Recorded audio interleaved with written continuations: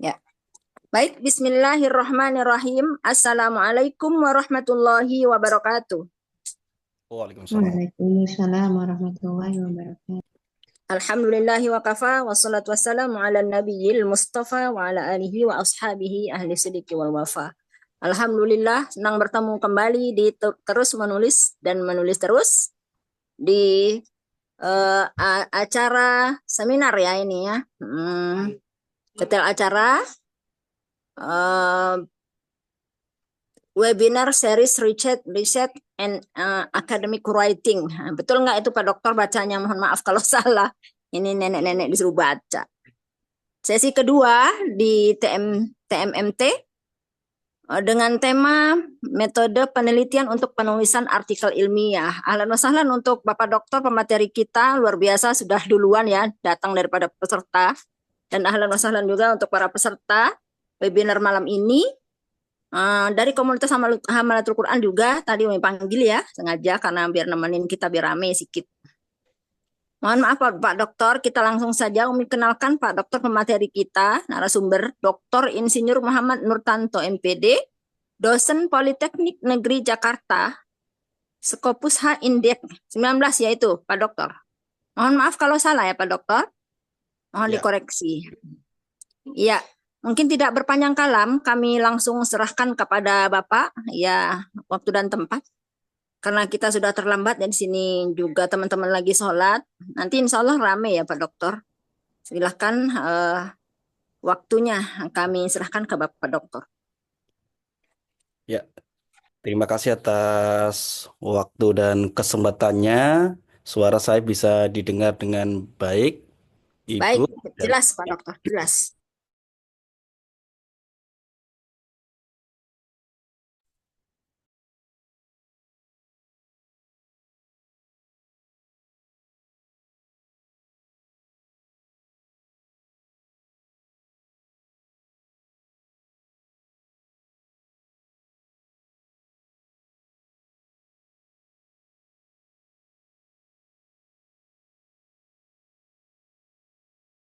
Mohon maaf Pak Dokter, suaranya kemiut. Mungkin tolong dibuka lagi. Tidak ada suara. Belum ada. Ke Pak Dokter Rahmatullah ada suara Pak Dokter? Di Umi nggak ada ya? Teman-teman peserta ada? Tidak ada. Ada, Alhamdulillah. Kalau begitu berarti di Umi. Tidak ada, tidak ada. Oh, tidak ada juga. Berarti teknis ya?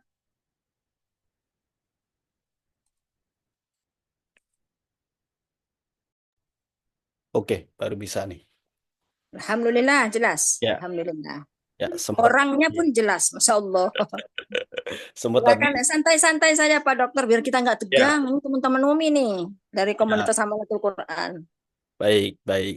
Terima kasih. Saya lanjut, Umi. Sempat apa termute sendiri ya.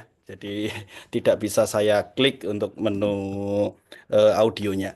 Ya, rekan-rekan semua, ini banyak sekali yang sudah join dari berbagai kampus dan terus bertambah. Pada malam hari ini juga ada dua channel ya, baik via Zoom dan juga via YouTube gitu ya. Dan terima kasih Pak Rohmatullah yang selalu menyuarakan visi terus menulis dan menulis terus. Sebenarnya ini sudah ada bukunya rekan-rekan semua. Nanti bisa bertanya bagaimana hal buku tersebut isinya seperti apa. Nanti bisa request langsung ke Pak Rahmatullah gitu ya. Dan pada kesempatan hari ini jika tidak salah ini adalah pertemuan yang kedua. Di pertemuan ketiga nanti akan ada fokus bagaimana terkait dengan penyajian hasil ya dan bagaimana interpretasinya khusus dan fokus pada penulisan artikel ilmiah. Ya, izin share terkait dengan materi pada kesempatan hari ini. Ya, pada malam hari ini. Oke.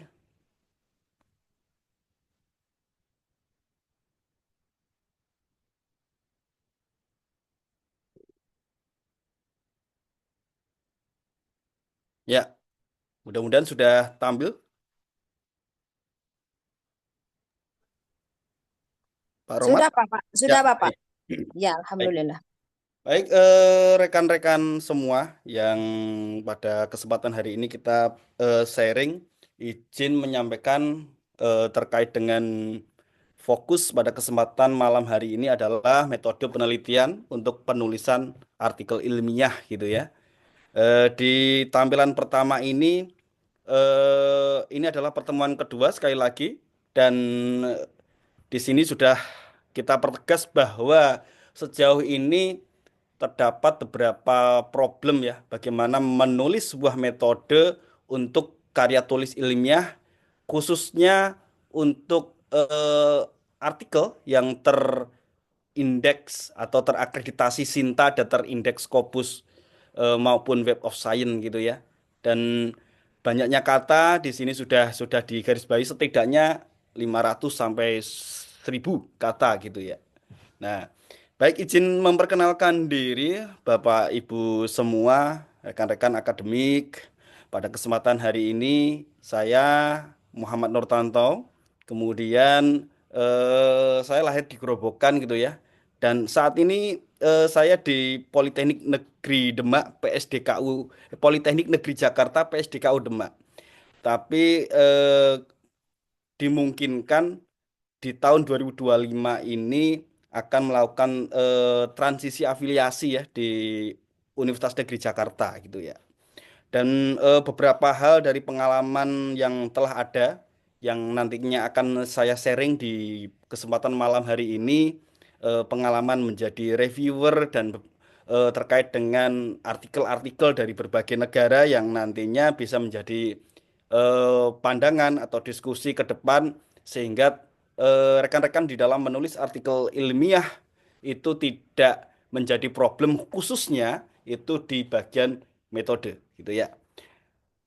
Kemudian di bagian bawah Scopus WOS itu ada beberapa logo gitu ya.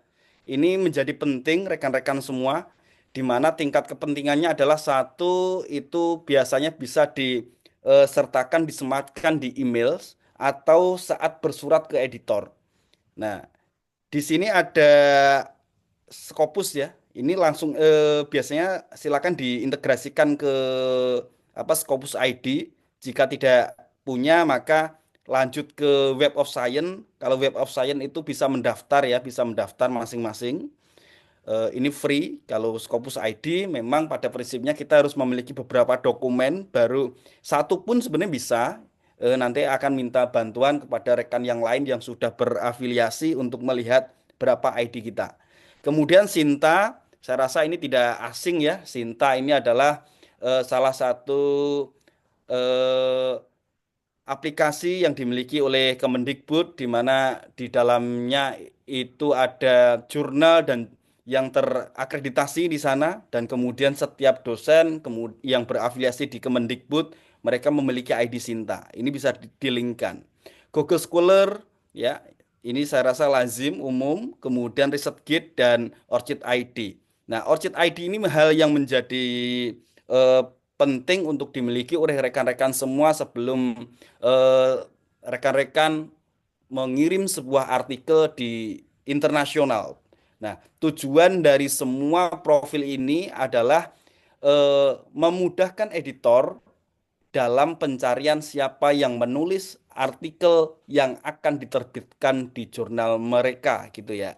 Semakin memudahkan dan memiliki pengalaman yang cukup baik, hal itu akan menjadi pertimbangan oleh editor untuk dapat diterima lebih eh, mudah dan dilanjutkan ke proses tahap berikutnya.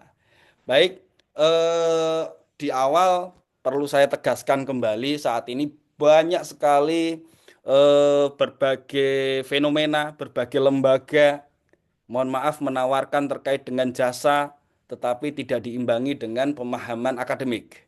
Banyak sekali bisa jadi teman-teman melihat terkait dengan lewat email itu ada berbagai tawaran jurnal Scopus.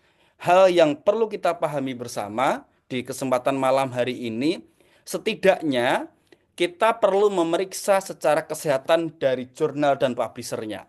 Dari mana? Nah, nanti materi ini bisa di eh, linkkan. Di sini ada sudah link ya, publisher dan state loan jurnalnya untuk mengecek terkait dengan publishernya aman tidak, jurnalnya aman tidak. Untuk apa? Khususnya ini untuk PAK di syarat khusus atau kepentingan lain terkait dengan reimburse artikel di berbagai kampus yang memang itu harus mensyaratkan bahwa jurnal ataupun publisher itu tidak masuk dalam belis gitu ya. Ini nanti bisa dilingkan. Ketika nama publisher nyarinya yang mudah bagaimana? Cari aja, ketik aja di Google biasa, nama jurnalnya, kemudian tambahkan Secimago. Ketika memang itu Scopus, copy saja dari sana, masukkan di link ini, nanti kita praktekkan di sesi akhir gitu ya. Ketika itu masuk daftar list, maka kita perlu mencurigai bahwa artikel memang terindeks Scopus, namun statusnya itu masuk dalam belis. Bisa jadi jurnalnya demikian. Apa yang menjadi concern di sana? Beberapa syarat perlu tadi. Tetapi jika memang tidak menjadi syarat perlu, hanya syarat tambahan atau syarat gugur terkait dengan beberapa penelitian, luaran penelitian, itu menjadi silakan dipertimbangkan masing-masing gitu ya. Tetapi mengapa hal ini perlu diwaspadai? Ini berkaitan dengan kalau kita lihat prosesnya yang sangat cepat atau eh, bisa jadi itu fast track gitu ya. Banyak layanan yang menyampaikan 1 minggu, 2 minggu LOI itu keluar. Nah ini yang menjadi perlu kita curigai. Wajib kita curigai dulu, baru kita periksa terkait dengan kesehatannya gitu ya. Nah, rekan-rekan semua, sering kita perlu waspadai dari scopus.com. Pertama kita cek dulu ya. Dan kita konfirmasi ke SJR gitu ya. Nama jurnalnya. Kenapa demikian? Karena Scopus saat ini sering update lebih presisi dalam 1 bulan sekali, 2 bulan sekali mereka update jurnal-jurnal yang masuk discontinue gitu ya. Sedangkan SJR itu setahun bisa sekali atau bahkan hanya 2 kali gitu ya. Updatean paling terbaru itu di Scopus. Nah, di Scopus bisa jadi kalau belum 3 tahun di SJR belum muncul gitu ya. Termasuk jurnal-jurnal baru itu checkingnya itu di Scopus gitu ya.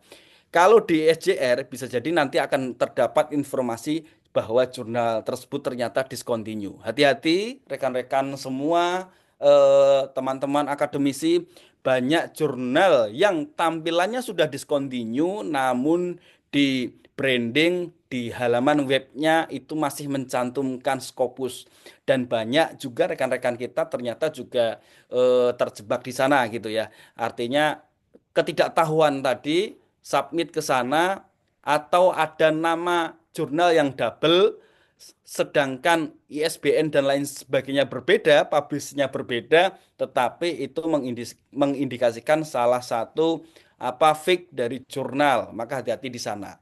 Nah, rekan-rekan, selain itu untuk memeriksa di Scopus ataupun jurnal Web of Science, kemudian Sinta, ini kita bisa mengecek terkait dengan nama-nama jurnal yang lain gitu ya. Dan itu di dalamnya juga tersedia artikel yang itu bisa support terkait dengan artikel-artikel teman-teman semua gitu ya. Baik, sekilas dari apa yang telah kita pahamkan terkait dengan riset, itu banyak hal yang bisa disajikan gitu ya, banyak hal yang bisa dieksplor untuk menjadi sebuah artikel ilmiah. Setidaknya saya menggambarkan beberapa alur, beberapa yang bisa dijadikan menjadi luaran artikel gitu ya. Di pendahuluan bisa jadi rekan-rekan semua melakukan preliminary study untuk memastikan apa yang fenomena-fenomena atau studi kasus yang sudah ada namun belum mendalam. Baru tahap konseptual, bisa jadi permasalahannya itu bisa dikemas ke preliminary study. Banyak artikel yang bisa dikemas di sini dan mereka terbit di Sinta 2 maupun Scopus gitu ya.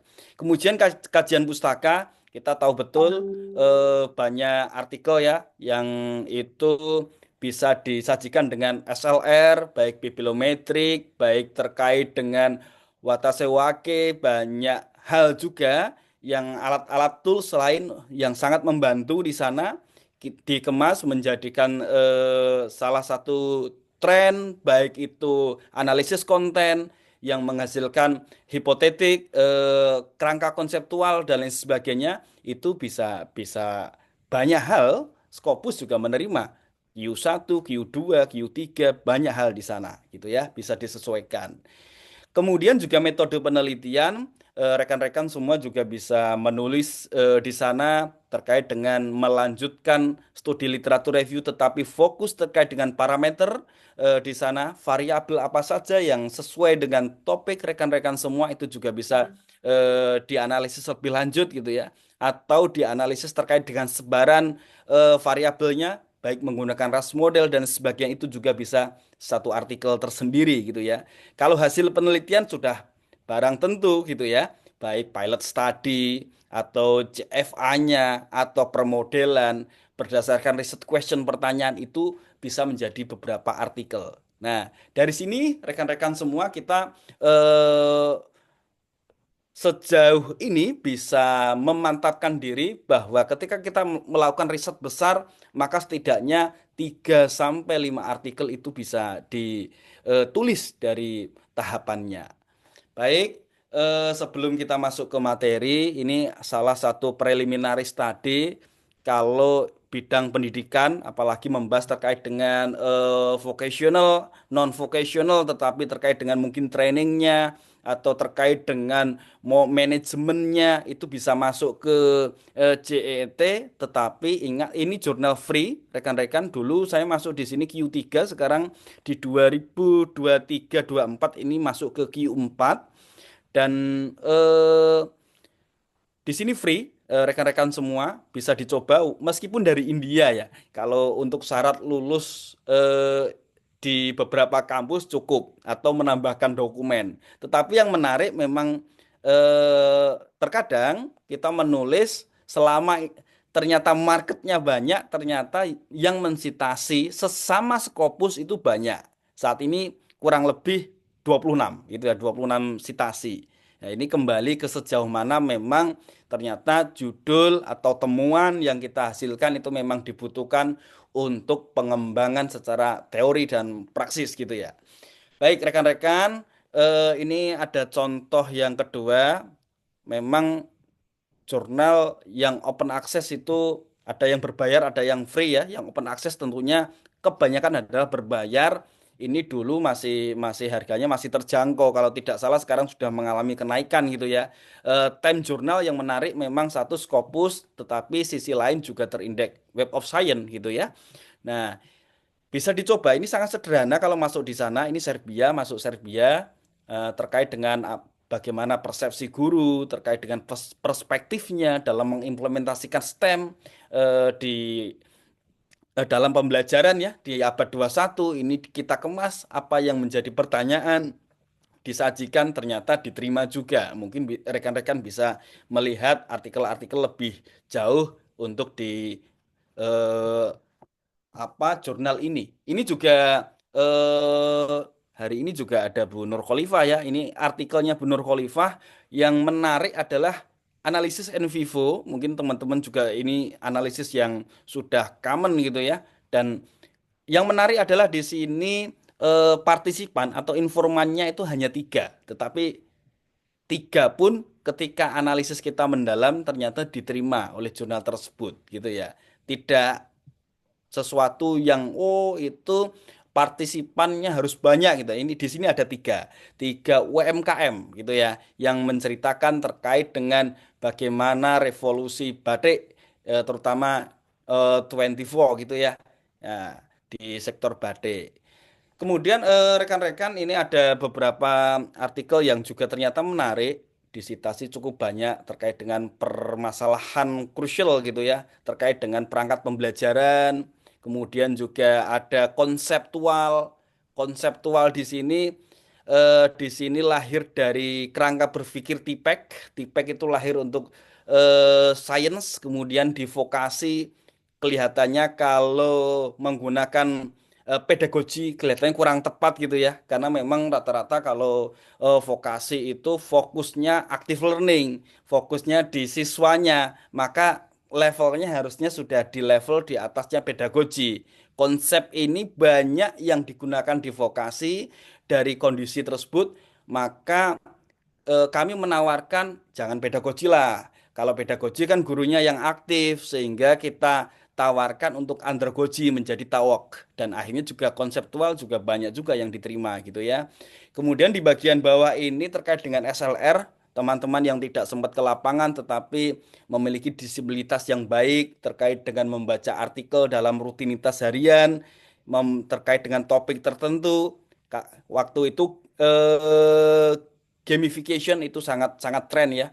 Eh, kita analisis ternyata memang sejauh ini banyak sitasi yang membahas terkait dengan gamification.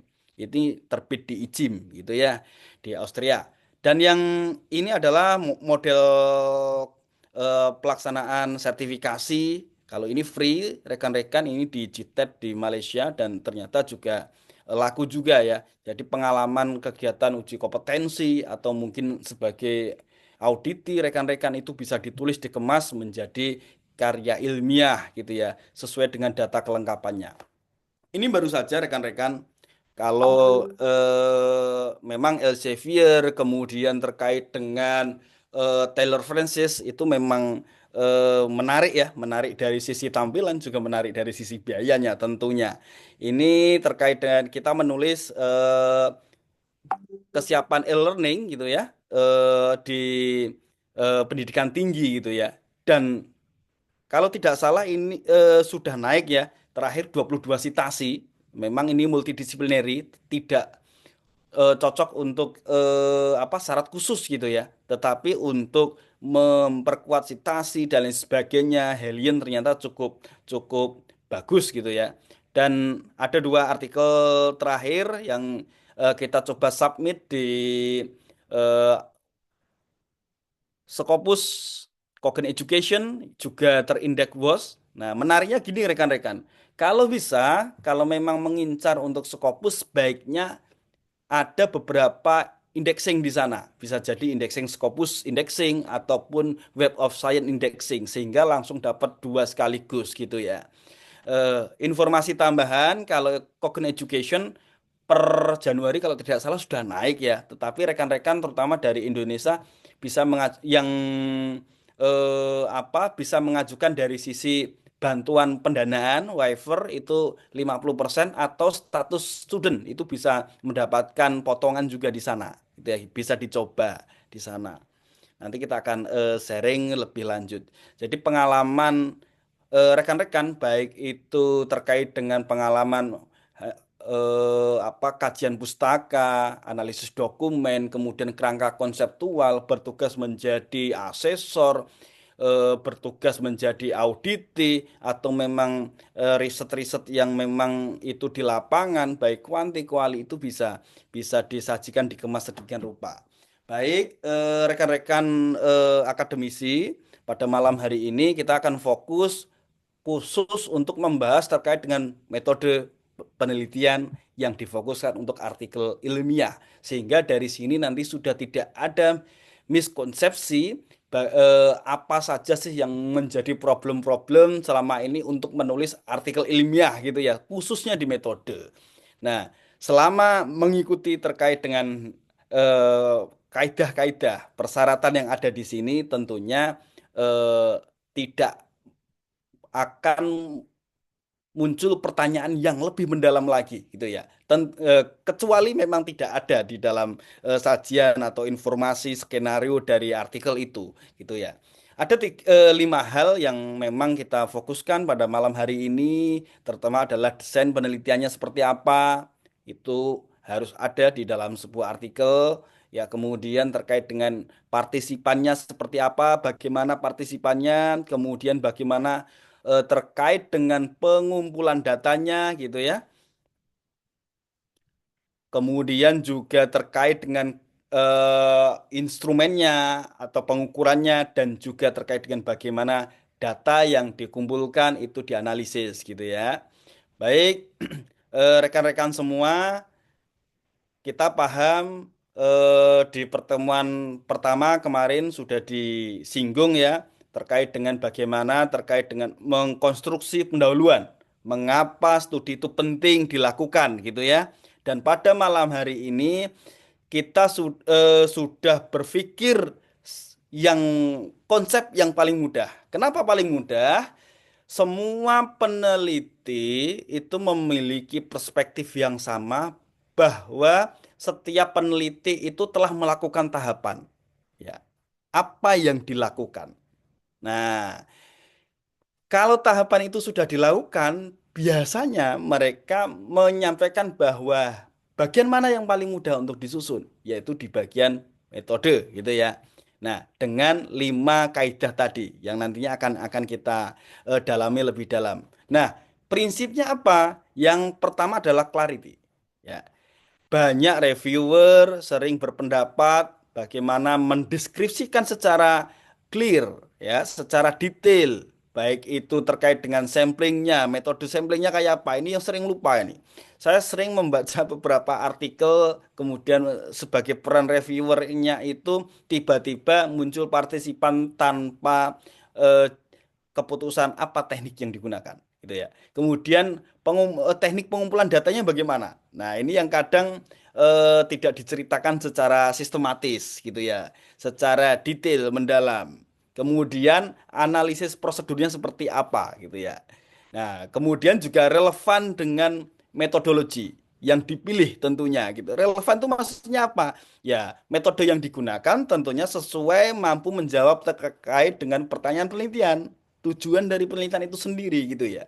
Kemudian juga terkait dengan bagaimana menilai apakah metodologi itu reliable atau valid tidak, gitu ya. Terkait dengan temuan-temuannya tentunya nanti kita sajikan lebih detail. Originality-nya sejauh mana? Pendekatan inovatifnya ya sejauh seperti apa gitu ya. Kemudian etiknya, bagaimana etik.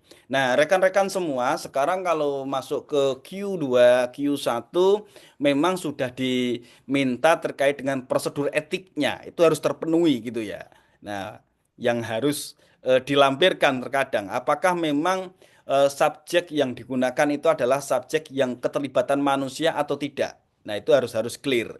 Makanya beberapa kampus perguruan tinggi P3M sekarang sudah etik clearance sudah mulai di apa tegakkan di sana gitu ya, bisa menjadi kelengkapan. Baik, rekan-rekan, kita sedikit masuk fokus di dalam. Pertama, saya ingin menyampaikan berdasar pengalaman itu adalah riset desain. Pertama, kalau pengalaman saya dalam menulis, kali pertama jelaskan saja jenis penelitian apa yang kita tulis gitu ya. Kemudian pendekatannya apa? Contoh bisa jadi penelitiannya adalah kualitatif dengan pendekatan case study atau kuantitatif tapi pendekatannya adalah survei. Sampaikan aja kualitatif dengan pendekatan survei yang diadaptasi dari siapa. Gitu ya. Pendekatan ini dipilih diadaptasi dari siapa? Ref 1, referensi 1. Nah, ini masukan agar kita punya pandangan dalam menulis paragraf ini, metode itu perlu nggak sih referensi? Ya sangat perlu, penting. Semua alasan dalam pengambilan keputusan pada setiap bagian usahakan ada referensi. Gitu ya. Diadaptasi mungkin bisa jadi modelnya katakanlah studi kasus itu mengambil modelnya Yin 2017 karena Yin itu memang desain case study-nya memang kuat gitu ya. Bisa diambil dari sana. 2012 dia menulis, 17 mengadaptasi, diupdate kembali. Itu mungkin bisa digunakan di sana. Lalu apa keunggulan dari pendekatan yang dipilih? Nah, sampaikan di sana, gitu ya. Pendekatannya apa? Keunggulannya. Oh, ternyata studi kualitatif ini mampu mengeksplorasi secara fleksibel, secara mendalam sehingga memudahkan dalam penggalian data dan lain sebagainya. Itu menurut perspektif siapa? Referensi 2. Gitu ya, sudah 2 referensi ini di metode. Lalu bagaimana studi Anda mirip yang ada mirip atau menggunakan pendekatan yang dipilih memang benar-benar tepat, ingin memastikan bahwa metode pendekatan yang kita pilih ini memang sangat tepat dalam menyelesaikan tujuan atau pertanyaan penelitian disampaikan di sini. Ya, mohon maaf ada sedikit tipu ya. Nah, itu tambahkan saja. Oh, studi yang telah ada sudah telah melakukan penelitian menggunakan studi kasus bla bla bla bla memiliki kelebihan secara gini gini gini gini. Nah, tambahkan referensi 3. Mungkin ada beberapa referensi.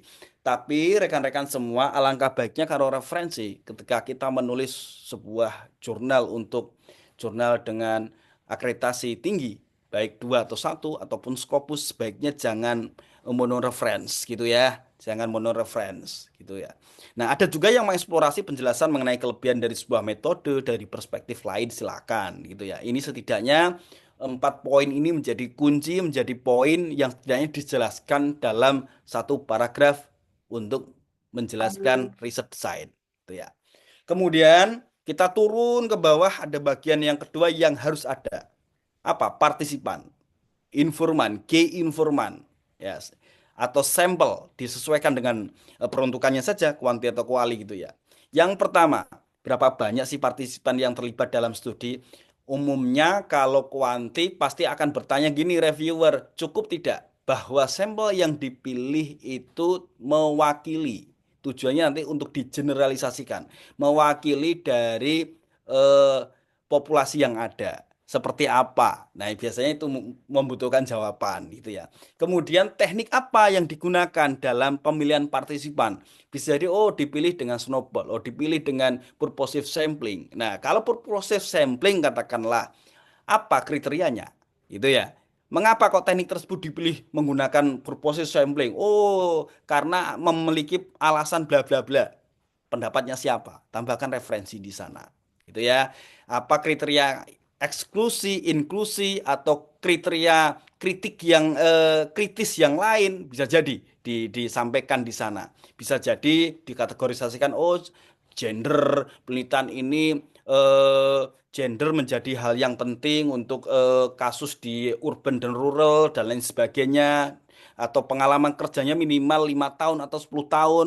Karena dengan pengalaman 10 tahun itu secara emosional, secara hal lain itu sudah cukup dan pekerjaan yang stabil dan sebagainya. Tambahkan saja argumen hasil-hasil perspektif tersebut dari siapa. Tambahkan oh referensi ini berdasarkan gender. Oh, wilayah itu menjadi hal yang penting karena selama ini tuh wilayah itu menentukan terkait dengan kualitas menurut siapa. Oh, terkait dengan level atau tingkatan pendidikan itu menjadi hal yang penting karena itu berkaitan dengan kesejahteraan. Maka studi ini perlu mengkaji terkait dengan level atau tingkat pendidikannya menurut siapa gitu ya. Kurang lebih begitu ya.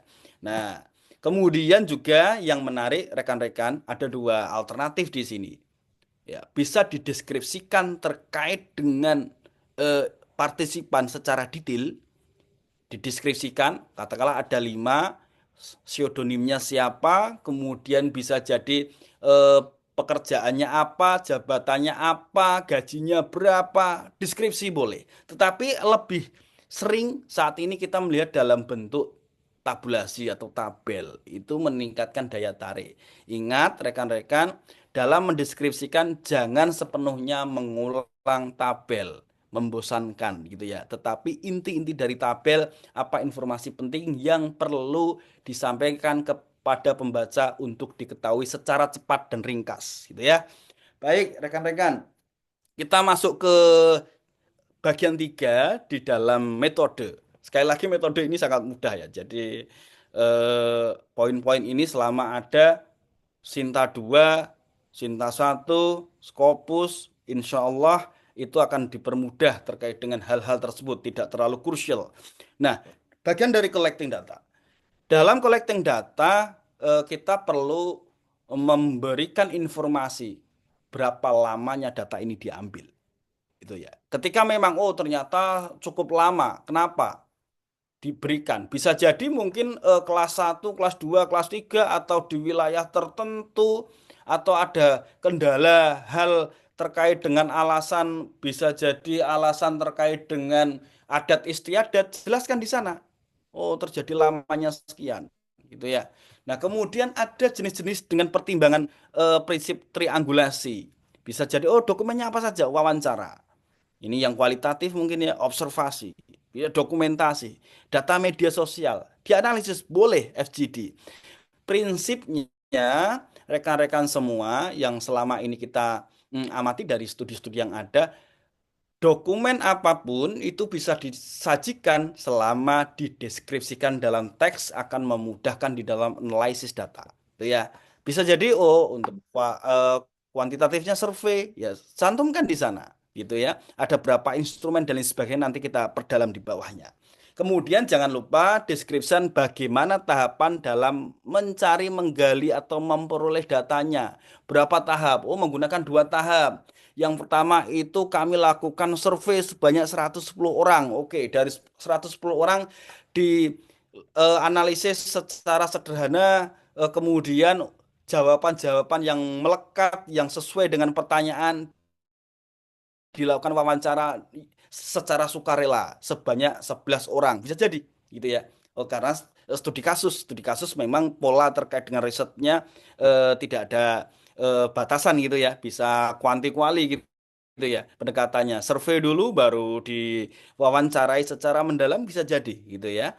Nah, itu diceritakan ada berapa tahapan. Bisa jadi model, oh, tahapannya banyak. Tahap ini, tahap ini, tahap ini. Yang penting terstruktur dan jelas setiap tahapannya itu menggunakan sumber data apa. Kemudian jangan lupa instrumennya, pengukurannya. Pertama, hal yang perlu dipahami rekan-rekan semua di dalam instrumen di sini. Bentar.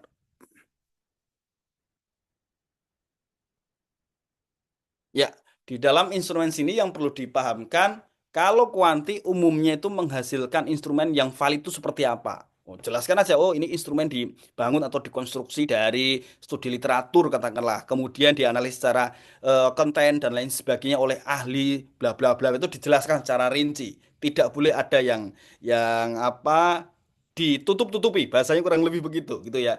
Kemudian menggunakan instrumen atau pengukurannya itu variabelnya dari siapa saja. Gitu ya. Itu dijelaskan di sana. Oh, variabel A. Saya mengambil asesmennya dari asesmen ini yang dikembangkan oleh ini. Boleh. Sebagian asesmen tidak kami pakai, tidak kami gunakan mempertimbangkan kondisi di Indonesia begini, begini, begini, begini. Boleh. Dijelaskan aja di sana. Nanti kan itu akan diuji lagi. Validity, reliability-nya seperti apa. Lah, mengujinya bagaimana? Nanti kita jelaskan, gitu ya.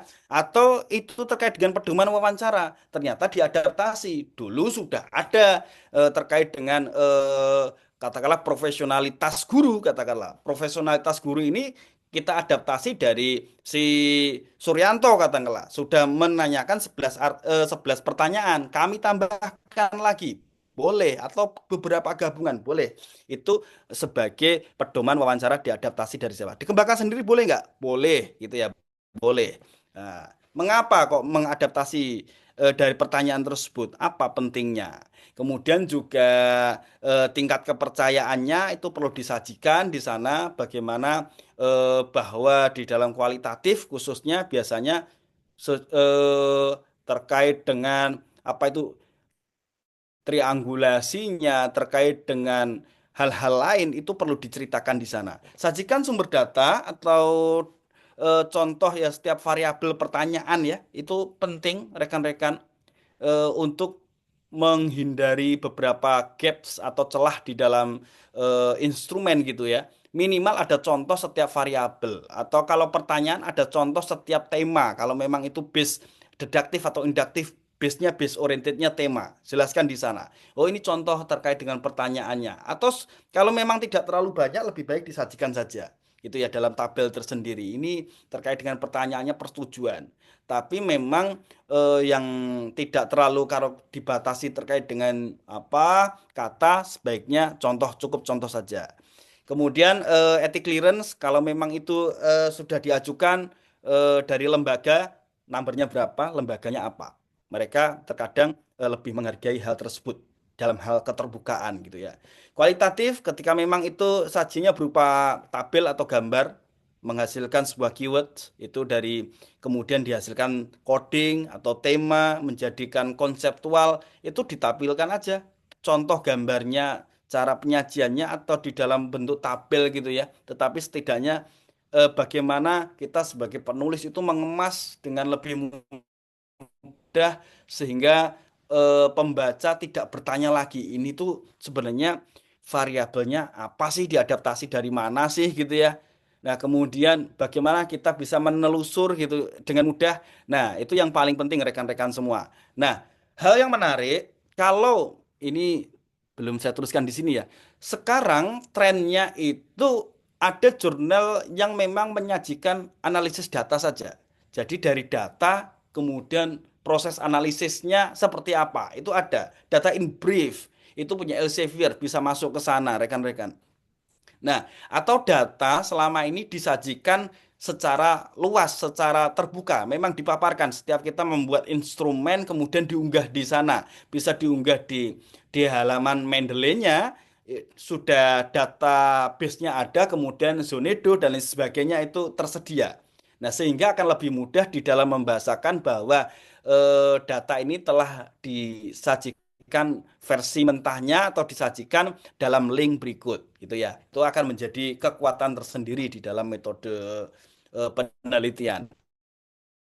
Terakhir, rekan-rekan, untuk tahap penyajian metode ini kita masuk ke analisis data, di mana di dalam analisis data hal yang perlu diperhatikan adalah kalau datanya sudah dikumpulkan diapakan sih, gitu ya.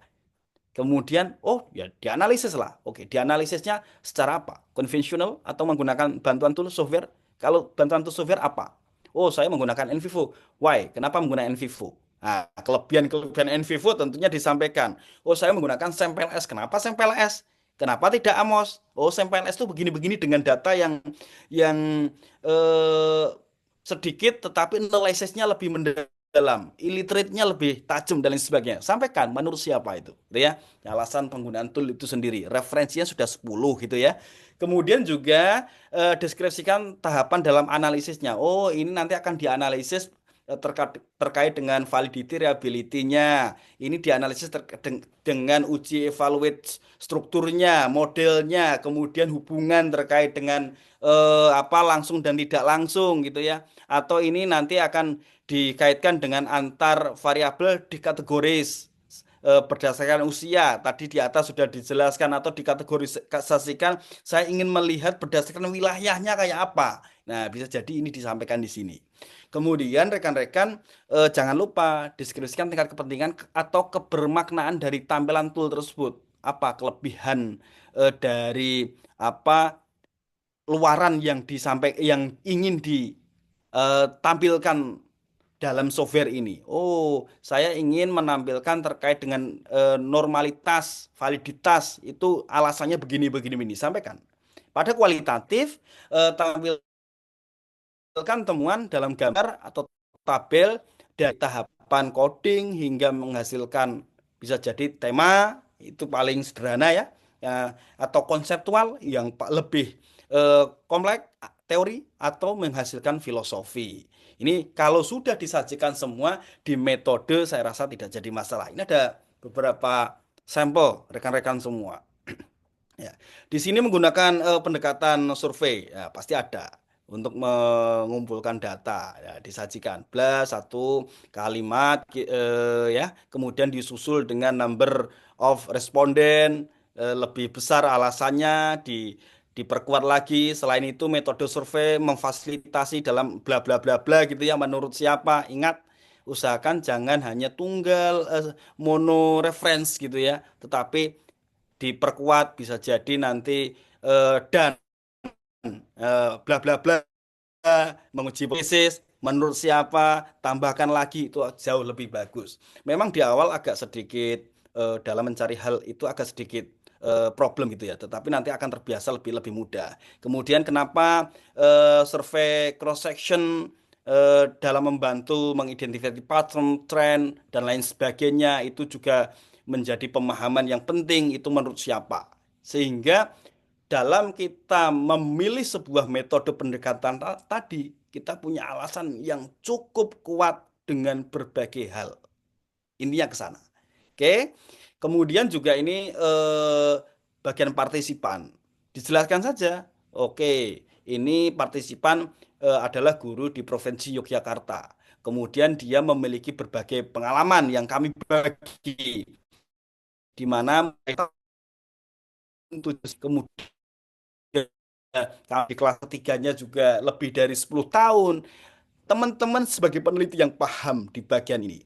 Kemudian kenapa? Oh, ini karena dengan pengumpulan data yang dipilih secara kombinasi berdasarkan terkait dengan pendapatan low income-nya, mungkin itu menjadi level yang menarik menurut si Kraft sama Papai. Atau bisa jadi terkait menarik untuk subjek risetnya, gitu ya. Kemudian juga samplingnya itu menggunakan apa? Dijelaskan di sini. Ya, dalam tekniknya. Jangan sampai ini hilang. Ini pasti akan diminta oleh dari reviewer. Ada berapa banyak sih? Bisa ini di depan boleh, di tengah boleh ya. Yang penting informasi ini tersampaikan. Oh, 381 guru yang dianalisis gitu ya. Kemudian juga di sini juga terkait dengan hal-hal lain gender tadi, pemahaman terkait dengan performa gender itu juga menjadi hal isu menarik. Kemudian juga pengalaman kerja. Ya, menurut ini samplingnya dikalkulasi menggunakan HAIR 2017 bla bla bla bla. Kemudian lebih dari 10 kali memang pada prinsipnya rekan-rekan semua satu indikator kalau kita menggunakan analisis SEM itu terwakili 5 sampai 10 partisipan. Kalau di sini ada 25 statement, maka setidaknya responden minimal yang bisa dicapai itu 250. Kalau 381 ini sudah melebihi cukup. Bahasanya kurang lebih begitu, gitu ya. Ini membahasakan untuk kuantitatif dengan pendekatan SEM. Baik, rekan-rekan, ini ada contoh terkait dengan kriteria-kriteria yang lain gitu ya. Kita dideskripsikan 11,02 dideskripsikan ya. Tetapi ini kadang juga menjadi monoton ya, tapi it's okay, masih diterima dalam peluang ini gitu ya. Dikelompokkan terkait dengan jenis gendernya, kemudian pengalamannya tadi lebih dari 10 tahun bla bla bla. Lebih detailnya tabel gitu ya. Oke, kita masuk ke data instrumen rekan-rekan. Nah, di instrumen kalau di kuantitatif gitu ya, jelaskan saja ada berapa terkait dengan variabelnya. Oh, di sini ada 6. Apa saja? Teacher perform, motivation, professional development, family sociology, managerial support, and works condition. Nah, dari ini dimensinya kita perjelas lagi ada berapa item. Memang lebih bagus ketika total item ternyata setelah diuji ada yang gugur itu dijelaskan. Itu berarti menandakan keterbukaan dari prosesnya memang benar-benar secara transparan gitu ya.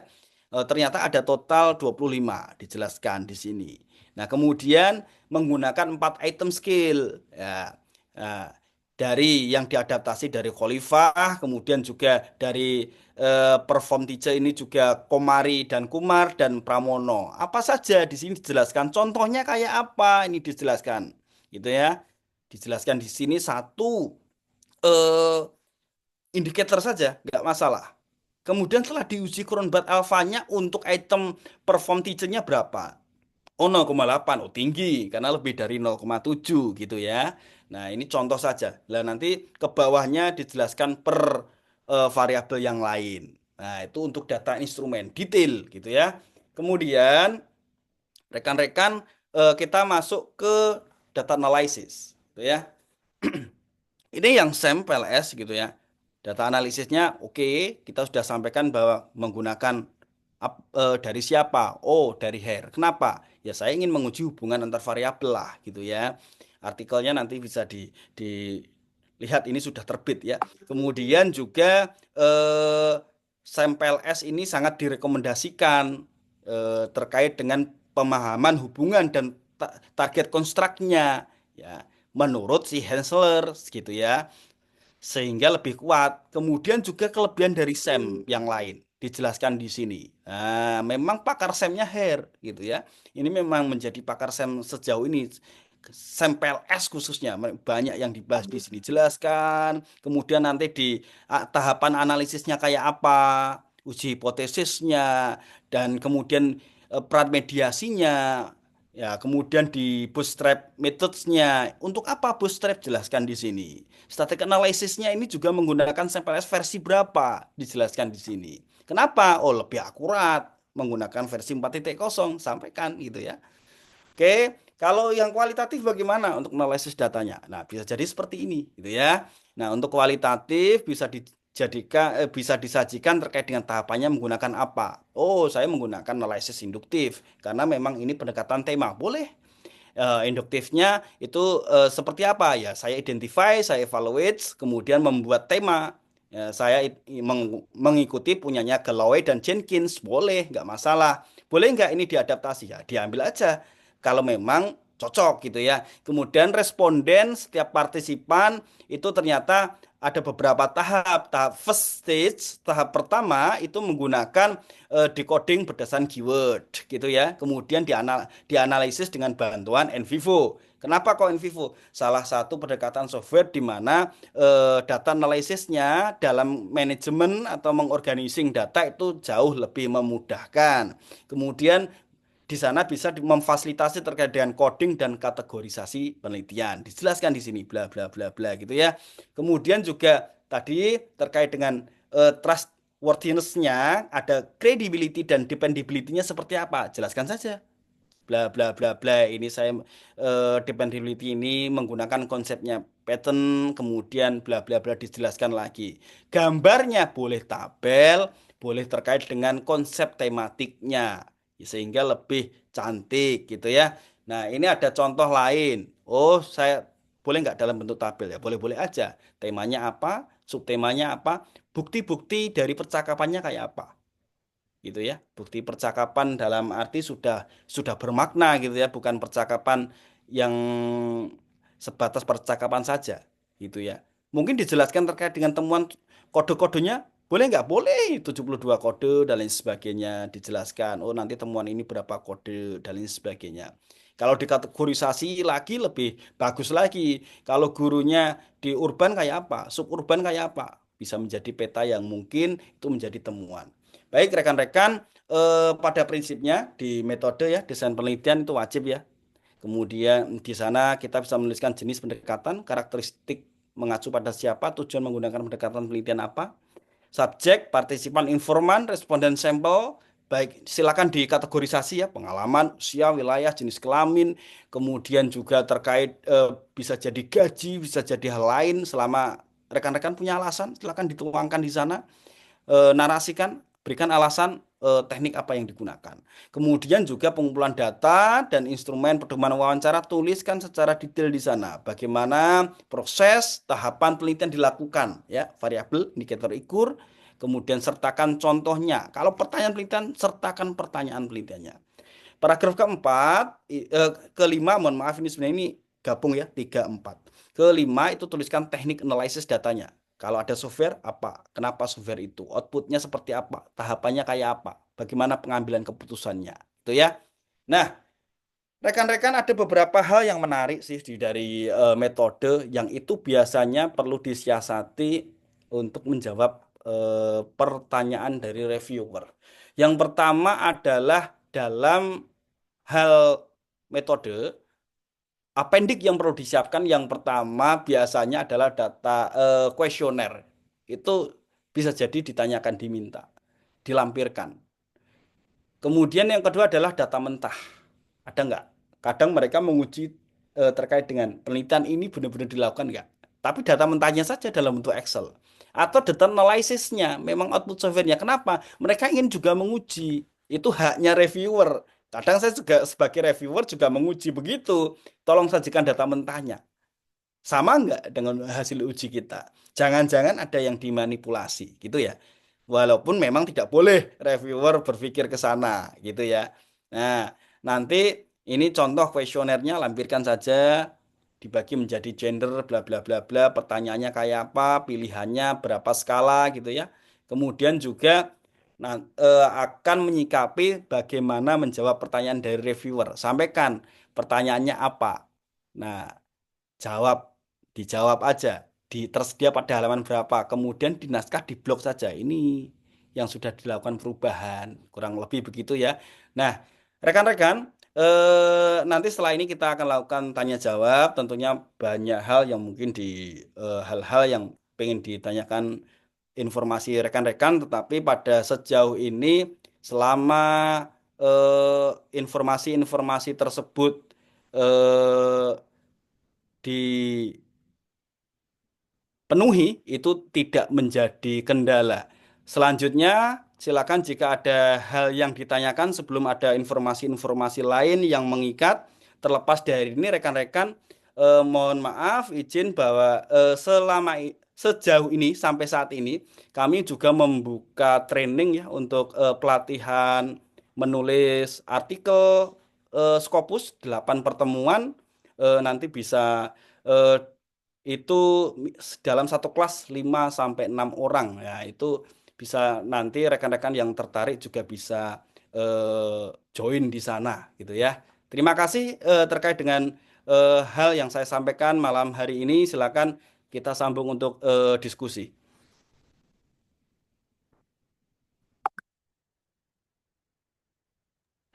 Ya, Pak Elan enggak, silakan diambil alih tadi. Baik, terima kasih kepada pemateri di malam ini, yaitu yang terhormat Bapak Dr. Insinyur Muhammad Nur Tanto yang begitu luar biasa menyampaikan materi di malam ini. Kita kasih aplaus dulu kepada Pak Dr. Muhammad Nur Tanto. Pak Dokter, sebelumnya mohon maaf tadi saya agak sedikit terlambat masuk karena tadi pas berbarengan dengan adzan Isya, jadi mohon maaf tadi agak terlambat. Silakan para peserta Zoom di malam ini, para dosen ataupun para guru dan para tenaga pengajar yang memiliki pertanyaan terkait materi di malam ini, kami persilahkan. Seperti itu.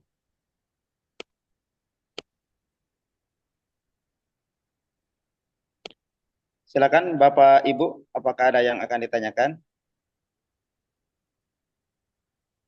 Baik, Pak Dokter, sepertinya saya izin bertanya, gitu. Boleh barangkali ya?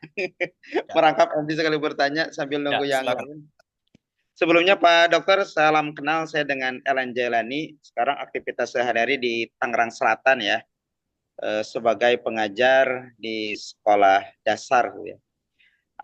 Dari pemaparan tadi sangat luar biasa sekali dan ini pas ya materi yang tadi disampaikan oleh Pak Dokter ini sangat-sangat relevan dengan kegiatan kita yang pada saat ini kita pun sedang mencoba melakukan penelitian untuk tesis ya di Universitas Islam An-Nur. Ada dua pertanyaan. Yang pertama, karena kita belum punya pengalaman tulisan kita sampai tembus ke jurnal, mungkin Pak Dokter bisa berbagi sedikit ya agar kita termotivasi, oh ternyata yang masuk jurnal itu bukan hanya untuk orang-orang yang sudah terbiasa menulis, ternyata untuk pemula pun ada kesempatan untuk diterbitkan di jurnal. Mungkin pengalaman Pak Dokter itu tadi seperti apa ya yang tadi disampaikan. Kemudian yang kedua, di hari Jumat kemarin saya menerima edaran dari Kementerian Agama terkait Kementerian Agama ini sedang mengadakan rekrutmen untuk calon penulis buku teks PAI gitu ya. Nah, salah satu seleksinya itu memiliki keterampilan menulis. Nah, barangkali Pak Dokter punya pengalaman bagaimana kiat-kiat supaya tulisan yang kita ini bisa lolos dalam seleksi tersebut. Gitu. Terima kasih Pak Dokter, itu dua pertanyaan. Pak Elan ada di chat, Pak Elan, ada kolom chat ada pertanyaan Pak Elan. Oh baik, terima kasih. Ini ada pertanyaan dari Ibu Septiari. Kapan kita menggunakan penelitian A, B, atau C? Oh ya baik, terima kasih ini masukannya.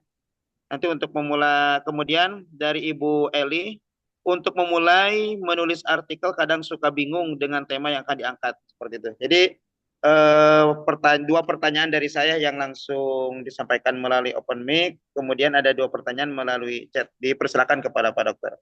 Ya, terima kasih Pak Elan dan rekan-rekan semua. Ya, perlu kita pertegas lagi ya. Intinya itu terus menulis dan menulis terus ya.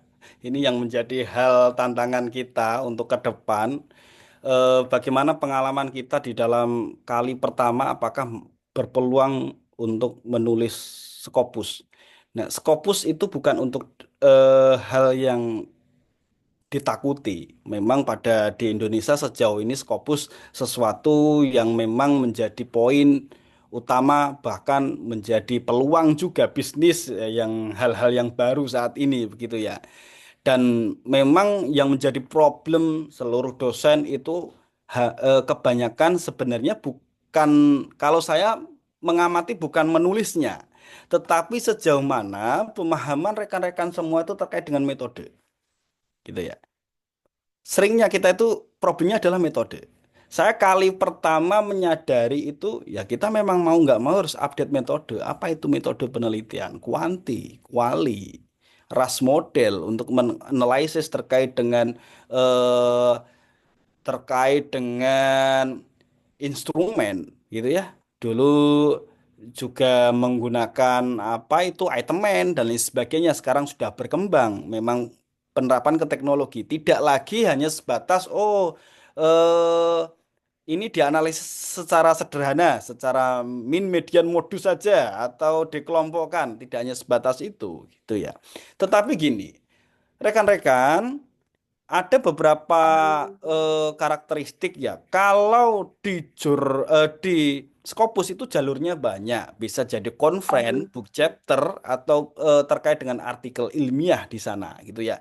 Kalau jalur terkait dengan conference selama memenuhi kaidah persyaratan, baik itu metodenya yang terpenting mengikuti kaidah ilmiah, walaupun itu adalah analisis deskriptif atau kualitatif deskriptif, itu masih bisa diterima konferen gitu ya. Sekali lagi, konferen itu sangat mudah ya, menulis kurang lebih 6 sampai 7 halaman gitu ya, berkaitan dengan referensi sesuai dengan kaidah, dipaparkan di dalam konferen, kemudian ternyata konferennya terindeks Scopus, selama sesuai dengan scope itu insya Allah aman ya. Dari sana setidaknya kita sudah punya tiket untuk menuju ke Scopus gitu ya. Tetapi kalau jalur jurnal bagaimana? Kalau jalur jurnal sebaiknya, ini tidak pengalaman saya, tapi saya menyimpulkan dari pengalaman-pengalaman yang ada. Sebaiknya ya kita konsisten. Setidaknya ada 33 minimal paragraf yang harus dikerjakan. Kalau kita komit sehari 1 paragraf, artinya selama sebulan atau kurang lebih 36 hari gitu ya. Itu harusnya kita sudah siap submit. Nah, ini yang menjadi problem. Ketika kita mengikuti berbagai pelatihan, kita tuh malah bingung sendiri. Karena ya tulis-tulis saja, nanti biar kami dampingi. Masalahnya bukan gitu. Setiap introduction itu ada 7 karakteristik yang harus terpenuhi gitu kan. Kemudian literatur review ada kaidah-kaidah, setidaknya 3 kaidah pola itu harus terpenuhi. Metode tadi ada 5. Hal ini terkadang tidak disampaikan. Maka di malam hari ini kita sudah explore. Oh ini loh, di bagian metode 5 ini terpenuhi. Contohnya ada, hal yang harus dibahas ada, alasannya ada. Selama semua itu sampai hasil, diskus, pembahasan, dan kesimpulannya, poin-poinnya itu terpenuhi. Dan sehari kita rutin 1 paragraf, insya Allah tuh, dalam 35 hari setidaknya kita bisa submit yang minimal minor atau walaupun major revision bisa kita selesaikan gitu ya. Itu Pak Ellen yang pertama. Jadi semua hal yang terkait dengan tadi di awal sudah saya sampaikan, pengalaman kita, baik itu menjadi reviewer, baik itu menjadi asesor, baik itu konseptual saja, ada permasalahan yang itu belum selesai secara teoritis, ingin kita perbaiki dengan hal-hal praktis. Contoh katakanlah selama ini pola guru memisahkan antara penilaian kognitif, psikomotor sama afektif. Apa iya kompetensi begitu mungkin bisa diselesaikan dengan pola-pola yang domain yang lebih kompleks katakanlah? Bisa jadi itu konseptual terkait dengan assessment katakanlah. Itu contoh saja. Itu juga bisa menjadi salah satu hal yang bisa diterbitkan di artikel internasional. Banyak yang butuh juga. Ya, pangsa pasarnya banyak gitu ya. Terkait dengan hal yang tadi Pak Ellen menyampaikan terkait dengan syarat ya itu mungkin bisa menjadi penyesuaian apapun artikel ilmiah atau penulisan ilmiah itu memang punya kaidah-kaidah yang harus terpenuhi. Selama kaidahnya itu terpenuhi eh, dan tepat, insya Allah tidak jadi masalah. Lalu bagaimana penggunaan penelitian A, B, C, D? Sekali lagi rekan-rekan, persoalan kita hampir semua orang itu ingin melihat atau menulis secara praktis saja, tidak paham terkait dengan tahapannya. Nah, kapan kita menggunakan kuanti, kapan kapan kita literatur review. Nah, kembali ke tujuannya. Tujuannya itu untuk kepentingan apa? Apakah mengukur hubungan antar variabel? Dulu kita diajari ya, kalau S3 ya variabelnya setidaknya 3 lah. Oh, berarti ini adalah kuanti. Oh, ini ya kamu terkait dengan hal ini ya kamu ke lapangan lah, wawancara sana. Nah, datanya data teks. Oh, berarti kuali kan kurang lebih gambaran sederhananya kan begitu. Oh, ini untuk mengeksplorasi, mengidentify gitu ya. Nah, hal-hal itu yang perlu menginvestigasi, yang perlu diperdalam. Oh, saya hanya mapping ya, berarti bibliometrik saja, studi literatur tapi bibliometrik.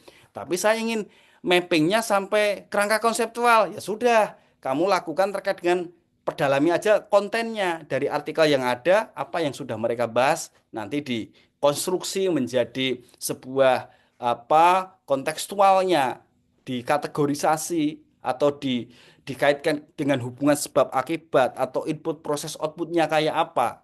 Nah, gitu, kurang lebih ke sana gambarannya. Demikian Pak Elan. Silakan jika masih ada yang perlu dipertanyakan. Baik, terima kasih Pak Dokter. Ini satu pertanyaan lagi dari Bu Eli Yulia. Untuk memulai menulis artikel kadang suka bingung dengan tema yang akan diangkat. Ya, ya. Terima kasih Bu Elia. Eh, Pertanyaannya, sebenarnya paling sederhana itu sebenarnya apa yang menjadi tujuan penelitian? Itu yang paling penting. Kalau di pertemuan pertama itu mungkin sudah dijelaskan oleh Pak Rohmat bagaimana menghasilkan sebuah ide kemudian dikonstruksi. Setidaknya ide topik itu diturunkan menjadi apa sih tujuannya? Apa yang ingin dicari? Oh, ini tujuannya mengeksplorasi pengalaman. Ya berarti ini kualitatif gitu ya.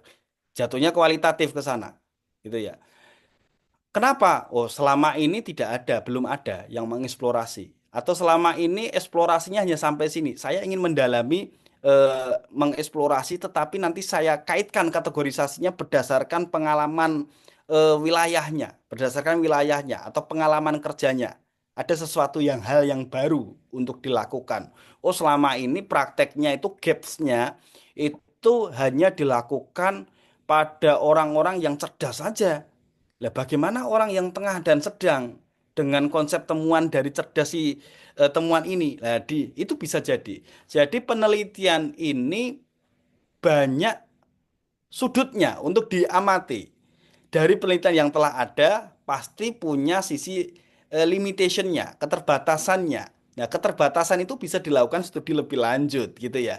Bisa jadi, oh selama ini saya melakukan fenomenologi nih terkait dengan pengalaman guru tapi yang profesional saja. Lah, temuannya Pak Nur apa? Oh ini. Nah, temuannya Pak Nur ingin saya lihat nih bagaimana kalau fenomenologinya itu temuannya saya amati untuk guru-guru secara umum. Apa hasilnya? Menjadi satu riset. Atau temuan tersebut saya ingin mengukur Pak, hubungan antar temuan variabelnya kayak apa? Menjadi kuantitatif. Karena secara konstruktif, kualitatif itu menghasilkan teori, teorinya nanti kita titipkan ke rekan-rekan yang kuantitatif untuk diuji cobakan gitu ya, menjadi hal baru penguat variabel.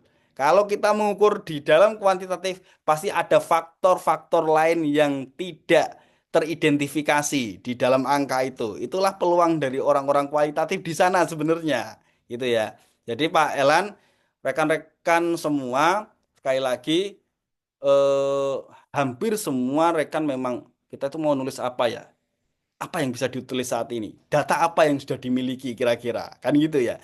Terus apa yang pengalaman-pengalaman apa yang sudah dilakukan? Lebih baik itu segera ditulis. Bisa jadi eh, datang ke sekolah atau ngobrol dengan beberapa guru. Lah itu jadi wawancara. Oh, ternyata saya di MGMP itu ngumpul nih Pak terkait dengan permasalahan metode pembelajaran. Nah, studi kasus. Jadi studi kasus nih terkait dengan metode pembelajaran guru. Nah, seperti apa? Permasalahannya meliputi apa saja nih. Nah, itu direkam dan lain sebagainya itu bisa jadi artikel. Nah, mungkin secara praktisnya bisa jadi nanti ikut di apa eh, gabung di kelas saya yang 5 atau 6 orang itu memang kami mengupayakan untuk kelas kecil, kemudian dengan harga yang sangat ringan, tetapi kita bimbing 8 pertemuan itu final sampai satu artikel selesai dan submit. Ke sana Pak Elan. Baik, terima kasih kepada Pak Dokter atas jawaban-jawabannya yang sangat luar biasa sekali. Eh, Pak Dokter, ini udah jam 21:01, Ya, apakah dibuka lagi termin kedua atau seperti apa bagusnya? silakan jika masih ada. Oh baik, ini kesempatan luar biasa bagi Bapak Ibu yang akan bertanya. Kembali kami buka sesi kedua ya, setelah sesi pertama tadi ada 4 pertanyaan. Silakan Bapak Ibu yang ada pertanyaan, kami buka kembali sesi tanya jawab ini. Boleh via chat ataupun langsung di open mic-nya ya. Izin Pak Elan. Baik, dipersilakan. Oh, langsung ya, mungkin kepada Pak Dokter, mungkin dijelaskan bagaimana teknik mendaftar ke tadi itu kelas Pak Dokter. Mungkin ada yang berminat di sini, langsung. Ya, terima kasih Bu Purwanti. Dikasih kesempatan untuk melakukan diseminasi ini, ya kan? Baik, ini sudah berlangsung satu kelas ya. Memang ternyata peminatnya itu kebanyakan adalah dosen dan S3 yang saat ini sedang S3. Baik mereka untuk syarat lulus dan juga untuk keperluan-keperluan pengembangan diri. Baik nanti eh, klaim dari setiap kampusnya gitu ya. Memang ini sudah terbentuk satu kelas dan akan running dalam minggu ini. Kita memang membatasi instrukturnya satu kelas 2 sampai 3 orang agar tidak terlalu berlebih dan dalam kelas itu per orang dikenakan 1 juta itu secara 8 kali pertemuan baik dari konsep dari submit hingga nanti terkait dengan mohon maaf penulisan sampai submit pasca penulisan sampai sana kita kawal 8 pertemuan itu harusnya tuntas dengan beberapa formulasi pengalaman-pengalaman kita sehingga dengan hal tersebut itu jauh lebih teman-teman merasakan ya oh pendahuluan itu paragraf 1 itu harusnya begini paragraf 2 harusnya begini karena memang selama ini pengalaman kita dari berbagai pelatihan itu tidak mendefinisikan apa sih yang harus dibahas di bagian pendahuluan oh konteksnya harus begini iya tetapi yang bagaimana nah hal ilmu-ilmu itu yang nanti kita sampaikan lalu bagaimana terkait dengan hal untuk pendaftarannya dari materi itu nanti ada WA atau apa atau bisa langsung WA saja siapa yang berminat nanti dari yang berminat akan dimasukkan dalam satu kelas oh ini sudah cukup 5 orang atau 6 orang sehingga nanti bisa dilakukan di kelas 2, 3 dan berikutnya walaupun ini kelas 2-nya juga sudah mulai ada beberapa orang yang sudah request ya tetapi kalau teman-teman pengen yang lebih mendalam. Nah, tetapi sebaiknya kalau saran saya coba dulu yang versi kelas ini sejauh mana menulis dari awal bawa konsep hingga jadi. Bahkan bibliometrik pun nggak bawa konsep atau apa itu nanti bisa difasilitasi. Mungkin ke sana Bu Pur ya. Baik, Bapak Dokter, terima kasih. Itu masih ada pertanyaan lagi di chat, mungkin bisa dibaca atau dibantu bacakan Pak. Ya, baik Pak Dokter, ini ada 2 pertanyaan tambahan di chat ya, terkait kelas, apakah ada kelas metodologi penelitian atau tidak? Karena ini pertanyaan dari Ibu Ulan, karena beliau merasa masih lemah di analisis data ya. Dan ini pun ditanyakan oleh Abu Nafisatul Ulum. Pertanyaannya sama ya, terkait kelas metodologi penelitian. Dipersilakan. Ya, ya. Terima kasih untuk Bu Wulan dan Pak Abu ya, Pak Ulum. Ya, memang pada umumnya kesulitannya itu untuk validity reliability menghasilkan hubungan yang valid itu seperti apa dan lain sebagainya. Kita paham betul di dalam menganalisis untuk uji SEM ya. Nah, kita bisa jadi mengadakan kelas tersebut selama minimal 5 sampai 6 Bu Wulan ya. Selama ada 5 sampai 6 insya Allah kita fasilitasi ke depannya.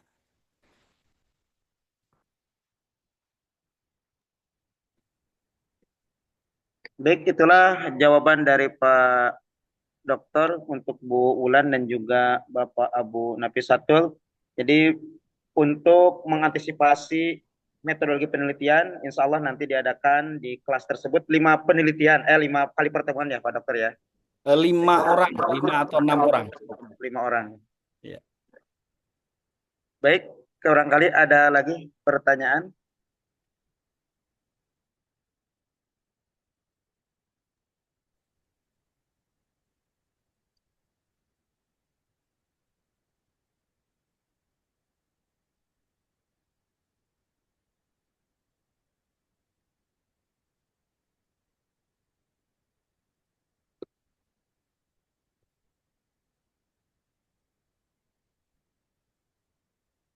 Oh ya, ini juga Pak, ada lagi nih pertanyaan nih. Baik, izin lagi bertanya dari Ibu Fitria Oktaria ya. Izin bertanya Pak, bagaimana cara yang tepat untuk menuliskan data mengenai efektivitas dan efisiensi sebuah alat yang sedang diteliti di dalam sebuah artikel? Terima kasih pertanyaannya Bu Fitria. Ya. Mungkin yang dimaksudkan Bu Fitria itu adalah untuk efektivitas alat di sana pengembangan mungkin ya pendekatannya ya. Jadi kalau pengembangan tahapannya kan bisa bisa menggunakan riset pengembangan langsung ya tahapannya bisa 4D, AD atau pendekatan lain di sana. Validity kebanyakan selama ini itu bisa jadi uji terkait dengan ahli ya ahlinya siapa di sana ditetapkan tahapannya dijelaskan saja pengalamannya kayak apa pengalaman dari ahli eksperimen. Kalau di dalam sama seperti artikel saya yang metode untuk pengembangan uji kompetensi itu ahlinya dijelaskan, expertnya seperti apa. Kemudian kalau bisa sampai uji terkait dengan efektivitasnya itu tidak hanya kelas terbatas, kalau bisa sampai uji kelas karena ya kelas eh, menengahnya berapa atau kelas besarnya berapa. Dari sana akan terlihat terkait dengan pengembangan alat. Mungkin begitu Bu Fitri ya, arahnya ke pengembangan. Mohon maaf memang dalam penyampaian materi ini kita tidak sampai ke tahap apa metode pengembangan ya. Baik, luar biasa ini pertanyaan terus bermunculan dari Bu Elih sekarang. Izin bertanya bagaimana langkah-langkah supaya lolos pada Scopus katanya. Ya, terima kasih Bu Elih ya. Untuk Scopus langkah-langkahnya ada 2 alternatif.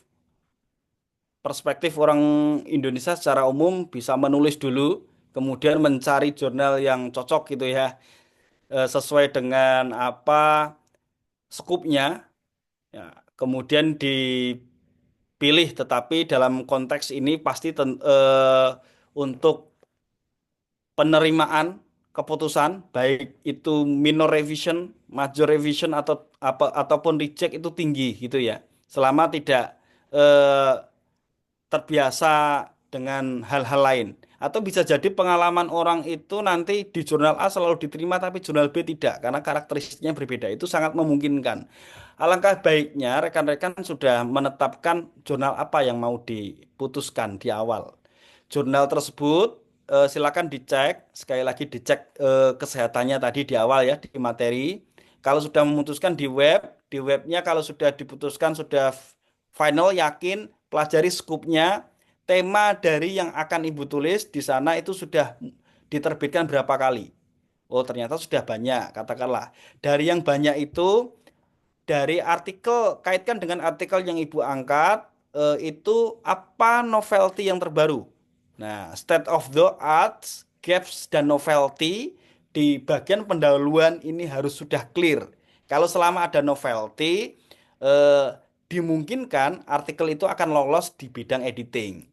Di editor, ya mohon maaf, bukan editing, editor. Kalau editor sudah lolos, mereka akan mendistribusikan ke reviewer. Nah, sampai tahap ini setidaknya aman untuk keputusan mayor atau major, gitu ya. Selama kaidah-kaidah tadi dipenuhi. Kalau saran saya sekali lagi, pilih jurnalnya, pastikan skupnya masuk, bagaimana artikel-artikel yang telah ada di sana, eh, pastikan bahwa ada novelty dari artikel yang kita tulis, dari artikel yang telah dipublikasikan. Jangan sampai malah artikel yang kita tulis ternyata wah sudah hal yang lama atau tidak menyelesaikan gap, tidak ada novelty-nya di sana kan, itu bagi editor itu pemborosan. Selain itu juga banyak artikel yang masuk di sana. Tentu kita harus mampu memberikan hal-hal yang itu memiliki nilai jual atau value editnya muncul di sana. Untuk apa sih sebenarnya riset yang kita lakukan, apakah masih relevan apa enggak. Selama itu kaidahnya dari 33 sampai 35 hal paragraf tadi terpenuhi, ke jurnal tersebut insya Allah aman.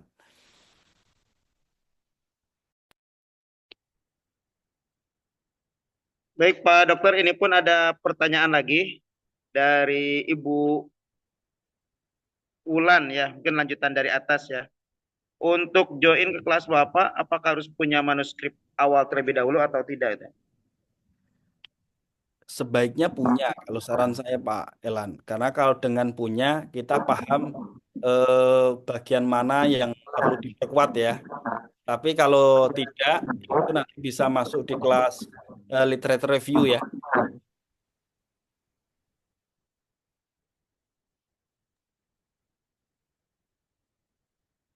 Baik. Oh ini ada lagi nih luar biasa nih. Semakin malam semakin banyak nih luar biasa nih. Aduh, gimana Pak Dokter? Tetap di ini ya. Oke.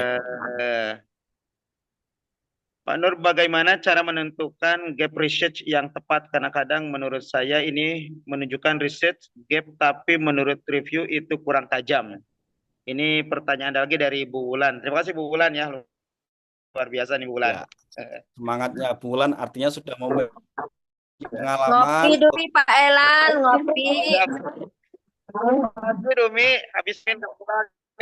Ya, Bu Wulan pada prinsipnya gap research itu secara klasifikasi itu ada 7 kurang lebih di sana. Nah, kalau memang kurang tajam, tinggal dipertajam. Bisa jadi terkait dengan pengalaman empirisnya selama ini hanya terjadi dilakukan secara kuantitatif, katakanlah. Berikan terkait dengan studi-studi yang ada. Secara kualitatif masih belum ada atau sangat terbatas.